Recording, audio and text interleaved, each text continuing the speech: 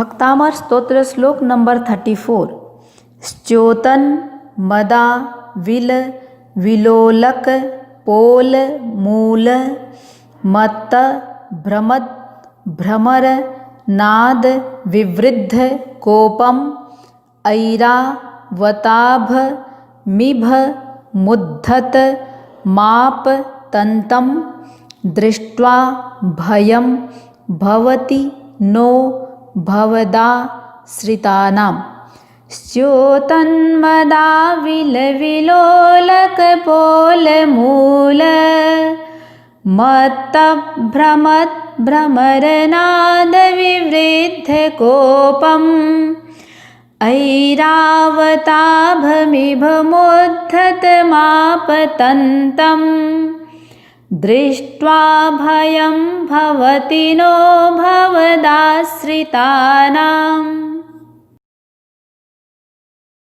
34वें श्लोक में आचार्य मानतुंग कह रहे हैं, आपकी स्तवना करने वाला हस्ती भय से मुक्त हो जाता है, किसी सामान्य हाथी के भय से नहीं, ऐरावत हाथी के भय से मुक्त हो जाता है। इंद्र के हाथी का नाम है ऐरावत। वह हाथी कैसा है?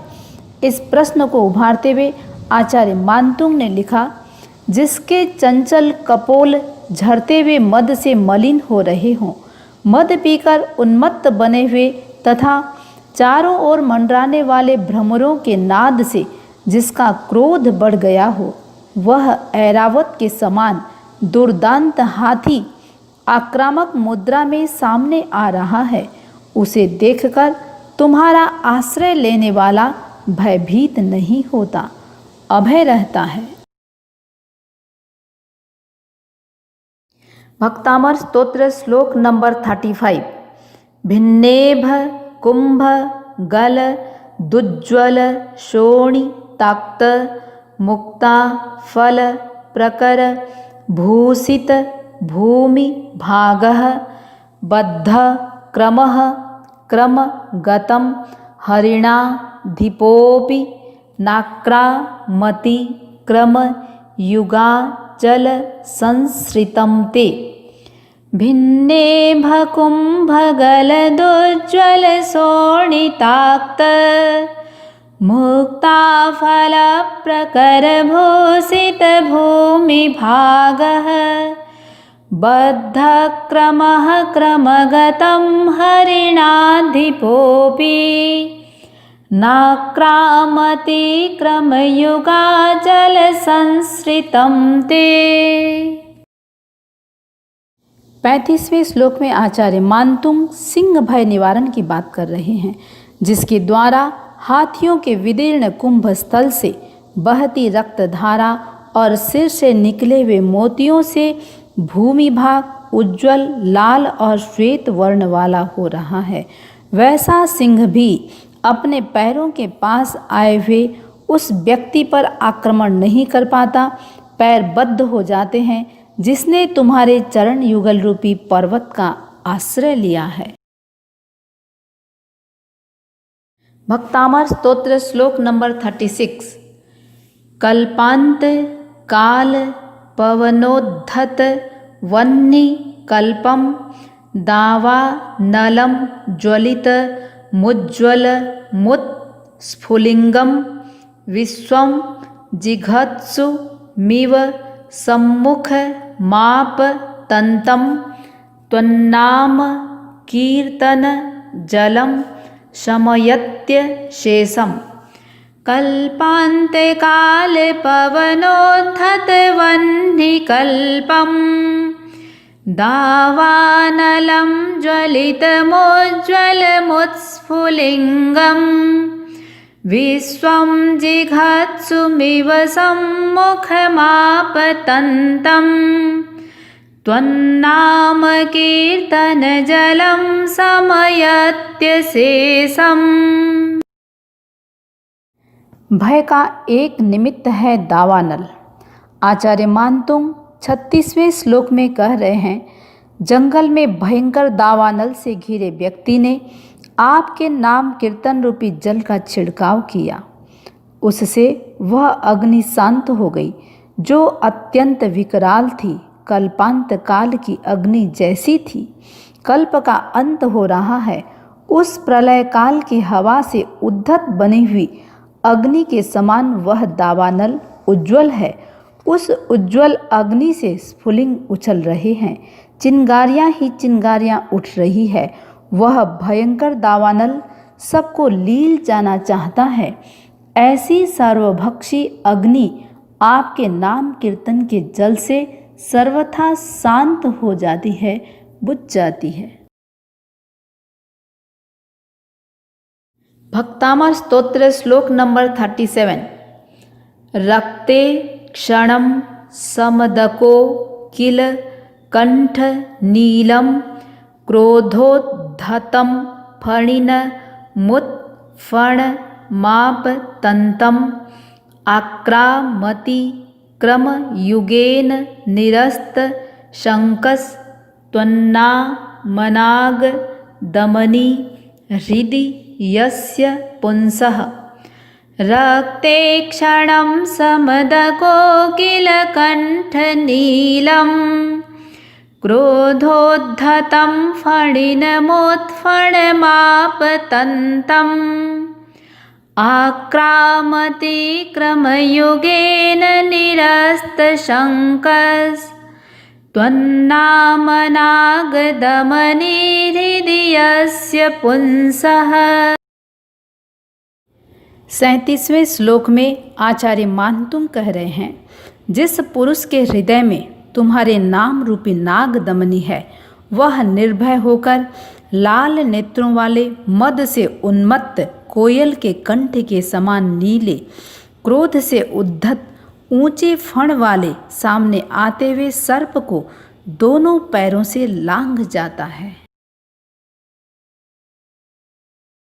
भक्तामर स्तोत्र श्लोक नंबर 38। वल्ग तुरंग गज गर्जित भीम नाद माजौ बलम बलवतामपि भूपति नाम उद्यत दिवाकर मयूख शिखा पविद्धम त्वत्कीर्तिनाथ तम इवासु भिदा मुपैति। वल्गतुरंग गज गर्जित भीमनाद माजौ बलं बलवतामपि भूपतीनाम् उद्यत दिवाकर मयूख शिखा पविद्धम त्वत्कीर्तिनाथ तम इवासुभिदा मुपैति। 38वें श्लोक में आचार्य मानतुंग कह रहे हैं, जहाँ घोड़े दौड़ रहे हो, हाथी चिंघाड़ रहे हो, योद्धा भयंकर सिंहनाद कर रहे हो, उस युद्ध भूमि में शक्तिशाली राजा की सेना भी तुम्हारे नाम का कीर्तन करने से वैसे ही छिन्न भिन्न हो जाती है, जैसे उदित होते हुए सूर्य की किरणों की शिखा से बिंधा हुआ अंधकार। भक्तामर स्तोत्र श्लोक नंबर 39। कुंदाग्र भिन्न गज शोणित वारि वाह वेगावतार तरणा तुर योध भीमे युद्धे जयम विजित दुर्जय जेय पक्षास त्वत्पाद पंकज वनाश्रयिणो लभन्ते। कुंताग्रभिन्न गज शोणित वारिवाह वेगावतार तरणातुर योध भीमे युद्धे जयं विजित दुर्जय जेय पक्षास त्वत्पाद पंकज वनाश्रयिणो लभन्ते। 39वें श्लोक में आचार्य मानतुंग कह रहे हैं, भालों की नोक से छिन्न भिन्न हुए हाथियों के शरीर से रक्त रूपी पानी का प्रवाह बह रहा है और उस प्रवाह में उतरने और तैरने के लिए योद्धा आतुर हो रहे हैं। ऐसे भयंकर युद्ध में तुम्हारे चरण कमल रूपी वन का आश्रय लेने वाले दुर्जय शत्रु पक्ष को पराभूत कर विजय को प्राप्त करते हैं। भक्तामर स्तोत्र श्लोक नंबर 40। अंभो निधौ क्षुभित भीषण नक्र चक्र पाठीन पीठ भय दोल्वण वाड वाग्नौ रंग तरंग शिखर स्थित यान पात्रास त्रासम विहाय भवतः स्मरणात् व्रजन्ति। अंभो निधौ क्षुभित भीषण नक्र चक्र पाठीन पीठ भय दोल्वण वाड वाग्नौ रंग तरंग शिखर स्थित यान पात्रास त्रासं विहाय भवतः स्मरणात् व्रजन्ति। 40वें श्लोक में आचार्य मानतुंग कह रहे हैं, भयंकर मगरमच्छ का समूह जिसे क्षुभित कर रहा है, पाठीन और पीठ नामक मत्स्य भय पैदा कर रहे हैं। जहाँ वडवाग्नि प्रकट हो रही है, ऐसे समुद्र में उछलती हुई तरंगों के अग्रभाग पर स्थित जहाज में बैठे लोग तुम्हारे स्मरण मात्र से आकस्मिक भय से मुक्त होकर तट पर पहुंच जाते हैं। भक्तामर स्तोत्र श्लोक नंबर 41। उद्भूत भीषण जलोदर भार भुग्नः शोच्यां दशा मुपगताश्च्युत जीविताशः त्वत्पाद पंकज रजोमृत दिग्ध देहा मर्त्या भवन्ति मकर ध्वज तुल्य रूपः। उद्भूत भीषण जलोदर भार भुग्नः शोच्यां दशामुपगताश्च्युत जीविताशः त्वत्पाद पंकज रजोमृत दिग्ध देहा मर्त्या भवन्ति मकर ध्वज तुल्य रूपः। आचार्य मानतुंग 41वें श्लोक में कह रहे हैं, उत्पन्न भीषण जलोदर के भार से जो झुक गए हैं, सोचनी दशा को प्राप्त हो गए हैं, जीवन की आशा को छोड़ चुके हैं, वे मनुष्य तुम्हारे चरण कमल की अमृतमय धूलि को शरीर पर लगाने से कामदेव के तुल्य रूप वाले बन जाते हैं। भक्तामर स्तोत्र श्लोक नंबर 42। आपाद कंठ मुरु श्रृंखल वेष्टि तांगा गाढ़म बृहन्नि गड कोटि निघृष्ट जंघः त्वन्नाम मंत्र मनिषं मनुजः स्मरन्तः सद्यः स्वयं विगत बंध भया भवन्ति। आपाद कंठ मुरु श्रृंखल वेष्टितांगा गाढ़ं बृहन्नि गड कोटि निघृष्ट जंघः त्वन्नाम मंत्र मनिषं मनुजः स्मरन्तः सद्यः स्वयं विगत बंध भया भवन्ति। आचार्य मानतुंग 42वें श्लोक में कह रहे हैं, कंठ से लेकर पैरों तक जिनका शरीर बड़ी बड़ी सांकलों से बंधा हुआ है, सघन और मोटी बेड़ी के अग्रभाग से जिनकी जंघाएं छिल गई है, ऐसे मनुष्य तुम्हारे नाम रूपी मंत्र ओम ऋषभाय नमः का निरंतर स्मरण करते हुए शीघ्र ही अपने आप बंधन के भय से मुक्त हो जाते हैं। भक्तामर स्तोत्र श्लोक नंबर 43। मत्त द्विपेंद्र मृगराज दवा नलाही संग्राम वारिधि महोदर बंध नोत्थम तस्यासु नाश मुपयाति भयं भियेव यस्तावकं स्तव मिमं मतिमान धीते। मत्तद्विपेन्द्र मृगराज दवानलाही संग्राम वारिधि महोदर बंधनोत्थम तस्याशु नाशमुपयाति भयं भियेव यस्तावकं स्तवमिमं मतिमान धीते। आचार्य मानतुंग 43वें श्लोक में कह रहे हैं, मदोन्मत्त हाथी, क्रुद्ध सिंह, दावानल, सर्प, युद्ध, समुद्र, जलोदर और कारावास, इन सब से उत्पन्न होने वाला भय भयभीत होकर उस व्यक्ति से शीघ्र दूर चला जाता है जो तुम्हारे इस स्तोत्र का पाठ करता है।